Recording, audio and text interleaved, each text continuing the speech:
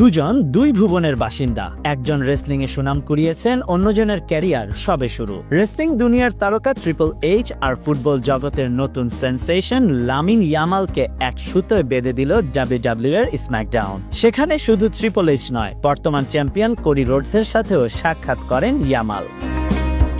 বার্সেলোনায় প্রথমবারের মতো আয়োজিত ডাব্লিউডাব্লিউই স্ম্যাকডাউনের অফিসিয়াল টেলিভিশন ইভেন্টে ইয়ামালের জন্য বিশেষ আয়োজন করা হয়। তিনি WWE superstar triple H, ড্রু McIntyre এবং বর্তমান অন্যান্য সাধারণ ডাব্লিউডাব্লিউই চ্যাম্পিয়ন কোডি রোডসের সাথে ছবি তোলেন। এই ইভেন্টে ইয়ামালের সাথে ছিলেন বার্সেলোনার আরো দুই তরুণ তারকা আলেহান্দ্রো বালদে এবং হেক্টর ফোর্ট।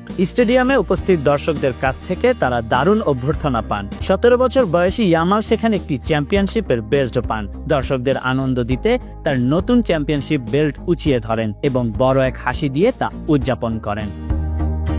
ট্রিপল এইচ এবং ড্রু ম্যাকইন্টায়ার উভয়ই সামাজিক যোগাযোগ মাধ্যম এক্সে পোস্ট দিয়ে ইয়ামালের সাথে সাক্ষাৎ করার অভিজ্ঞতা ভাগ করে নেন এবং তাকে প্রশংসায় ভাসান। ট্রিপল এইচ বলেন, বার্সেলোনার ভবিষ্যৎ তো আগের চেয়েও বেশি পরিষ্কার। যাই হোক, অনুষ্ঠানটি উপভোগ করো Yamal.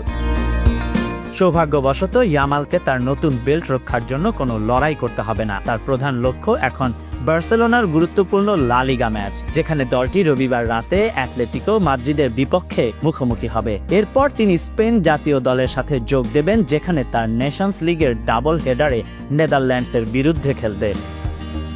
Khandakar Ishtiaq, news now 24।